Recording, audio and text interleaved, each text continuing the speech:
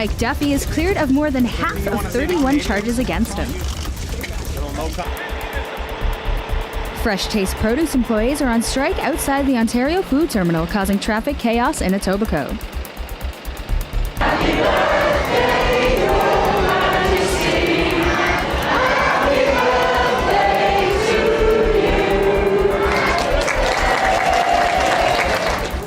The world says happy birthday to the longest reigning monarch in British history. Hi, and welcome to Humber News. I'm Shannon McDonald, coming to you from our newsroom here at Humber College North Campus. We begin today with breaking news. Prince's publicist confirms that the pop music star has died.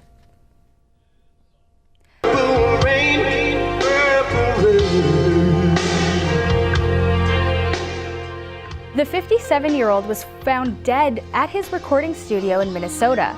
The artist, whose career spanned over 3 decades, sold over 1 million records worldwide. Prince was one of the best-selling artists of all time. After more than a year in court, embattled Senator Mike Duffy has been cleared of more than half of the charges laid against him. Judge Charles Vaillancourt is delivering a lengthy 308-page verdict in the senator's long-running trial. Duffy faces more than 30 bribery, fraud, and breach of trust charges related to inappropriate expense claims and consulting contracts. He's also accused of accepting a payment from Stephen Harper's former chief of staff, Nigel Wright. He has pleaded not guilty to all charges. So far, Duffy has been cleared of 20 charges covering hundreds of thousands of dollars. Queen Elizabeth is celebrating her birthday today. It's the monarch's 90th birthday, and people around the world are joining in on the festivities. Happy birthday, Your Majesty. Happy birthday to you. This was the scene outside Windsor Castle, where the streets were a sea of white, red, and blue. The Queen is carrying out 2 public engagements today, accepting gifts and well wishes from fans. She's the longest reigning monarch ever, seeing 15 different prime ministers in her 64 years on the throne.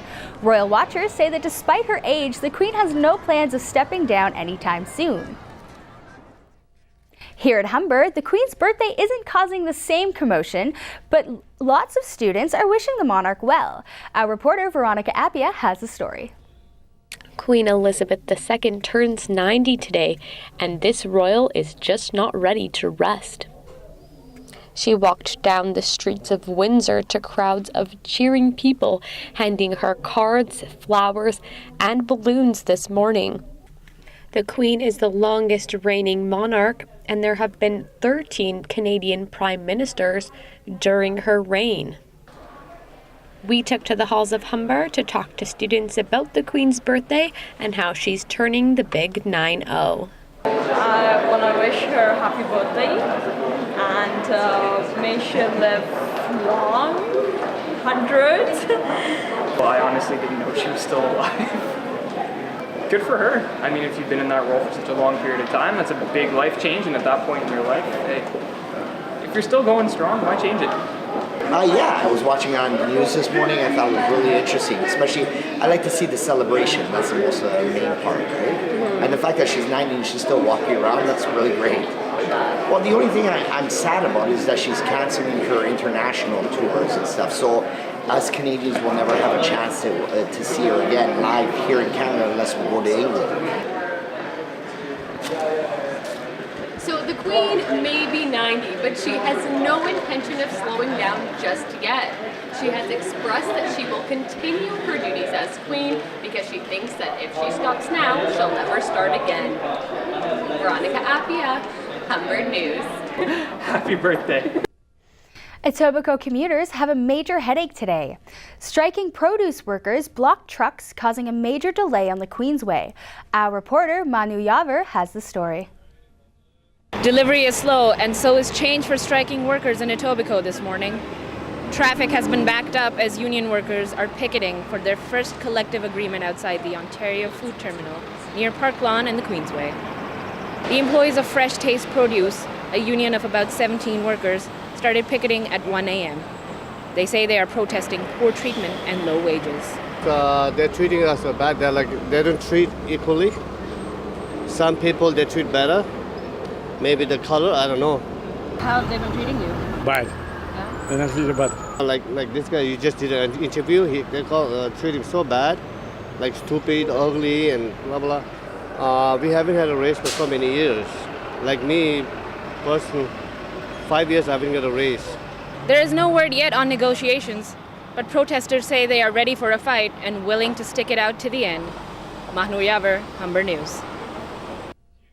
Police have provided an update on a drive-by shooting that claimed the life of a 20-year-old male. Our reporter Nick Westall has the story.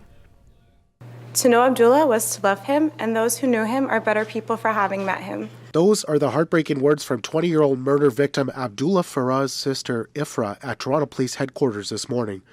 Farah was shot and killed on the Danforth early Sunday morning outside of the Cloud9 Cafe hookah lounge in a drive-by shooting. The lead detective explains what happened. The vehicle comes back a third time, traveling eastbound, at which time the shots are fired and Mr. Farah is struck. Dunkley says Farah and two others were not allowed into the cafe, and as they turned to walk south on the Danforth, that's when the gunfire erupted. Police are asking for anyone with dashcam footage or surveillance to help them track down the suspects who sped off in a white car east on Danforth and north on Coxwell. Farah is the city's 26th homicide victim, and he wasn't known to police. His family has a message for the public. Our brother was not involved in any gang activity, he was not known to the police, and he did not deserve to have his life taken so abruptly. Officers also wanted to reassure the public about safety in the area. We didn't have any violent crime in and around this hookah lounge or the other hookah lounges, unfortunately, except for the 3 homicides. McIntyre says police have brought in multiple units to increase their presence in the neighborhood. The lounge where Sunday's incident occurred was also the scene of 2 homicides in the past. Shortly after Sunday's shooting, the landlord terminated the lease for the Cloud9 Cafe. There are reports that a daycare will move into the space. In the meantime, anyone with information is being asked to call the Homicide Squad at 416-808-7400 or Crime Stoppers anonymously. Nick Westall, Humber News. To the U.S. primary race now, where the attacks have started flying ahead of the Pennsylvania primary. Democratic frontrunner Hillary Clinton took aim at Donald Trump and Ted Cruz at an event in Philadelphia. Fresh off her win in New York, Clinton focused in on the Republicans' foreign policy. These are all jobs that cannot be. When I hear Donald Trump and Ted Cruz talk about international issues, I mean, what they say is not only offensive, it's downright dangerous. Clinton says Trump and Cruz are loose cannons who are unfit to lead the country. She says her experience with foreign policy makes her a strong choice for president. Clinton isn't the only one going on the offensive. After a campaign event in Indiana yesterday, Trump attacked Cruz over avoiding a question on waterboarding. He didn't want to answer because it was a very, it was a question. What do you think about waterboarding? And he didn't want to get involved because he was afraid it wasn't politically correct. And he gave a nothing answer, a weak, pathetic answer like we always give. They asked me, what do you think about waterboarding, Mr. Trump? I said, I love it. I love it. I think it's great. Cruz is also in Pennsylvania, telling his supporters that despite what Trump says, his race is far from over. The state chooses their Republican and Democratic representatives on April 26th. The U.S. Treasury Department has announced that Harriet Tubman will replace former President Andrew Jackson on the $20 bill. Tubman will be the first woman featured on the face of the U.S. paper currency in more than a century. She was born into slavery in the early 1820s and went up to help hundreds of slaves escape. Jackson, who was a slave owner, will now appear on the back of the bill. The Treasury Department says there will also be a slew of changes to the $10 and $5 notes. The deadly blast has rocked a major chemical plant in Mexico.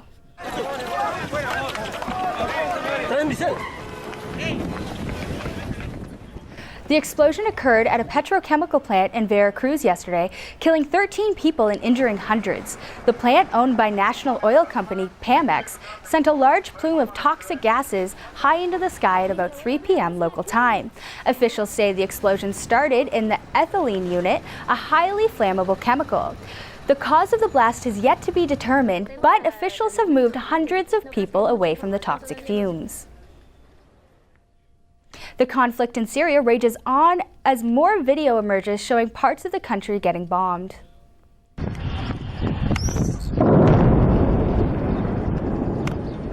Video posted to social media shows a helicopter dropping barrel bombs in the province of Homs. Intense fighting has left Syria's partial ceasefire in jeopardy. Also, the peace talks taking place in Geneva appear to be on the collapse this week.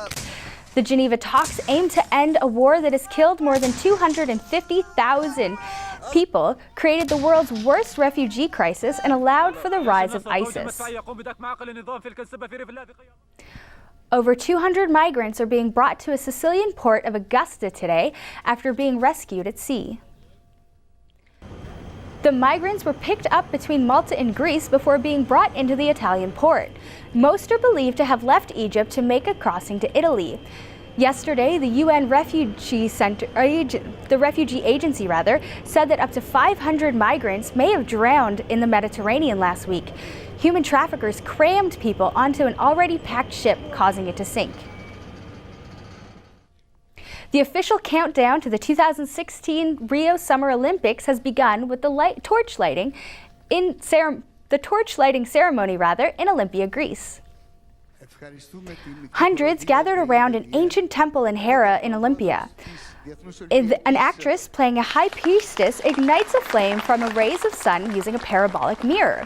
Today's ceremony begins the 6th-day domestic relay to Athens, where Brazilian organizers will take the flames to Brazil.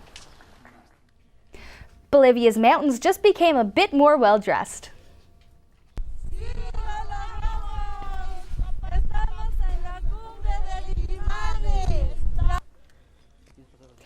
They're chanting, "We made it," because these Bolivian women just scaled an 8-peak mountain. The 15 indigenous women, dressed in traditional attire, set a goal of climbing 19,000 feet above sea level. On the weekend, the team climbed the so-called Paris Peak of the mountain, scaling more than 21,000 feet. Most of the women have done climbs in the past, but as cooks and assistants for their husbands. Archaeologists in Peru have discovered an ancient mummy, the oldest in the Americas. Experts say the 4,500-year-old mummy of a noblewoman was found in northern Peru. They say she was 40 to 50 years old, and the objects found with her indicate she had important social status. Archaeologists say the objects have carved details of both coastal and jungle animals, which suggests trade between different tribes. They say they came from the most ancient civilization of its kind, the precursor of the Inca. Experts say the finding could bring new insight into the ancient civilization. A new mattress known as the Smartress is sparking a conversation online after claims that it can notify users if their partner is cheating on them. Our reporter Ryan Durkee has the details. In a world where a casual hookup is just a swipe away and infidelity sites continue to flourish, the Smartress has been created to help users sleep tight at night, knowing whether the person next to them has been faithful or not. So here's how it works. For $2,100, users can have their very own Smartress, which notifies you right on your phone to any nefarious activity happening on your bed while you're away. You heard that right. The Smartress even sends you a 3D image of how the bed is being used and the speed of the movements. However, not everyone is cozying up to the Smartress. I've been in a long-term relationship myself, and I feel that if I had something like that, it would just cause more relationship stress. Having to feel that, like, you'd be thinking about it more than you already are. If you had enough trust in your partner, you wouldn't need to have an app telling you, oh, they're cheating on you. If they don't trust you, then there's no point to the relationship, so there you go. That's just the end of it. You're sort of buying that, almost knowing like you're going to be cheated on, and it kind of just feels like a trap. While some may see using Smartress as a trap, others see it as an investment for their future. I'm in a relationship to get married. I'm not in a relationship just to be in a relationship. So obviously I need that technology to see if the person is faithful or not to me, because I want to get married. So far, the Smartress technology can only be used on your mattress and not other places around your home, like your couch, or your shower, or in the kitchen.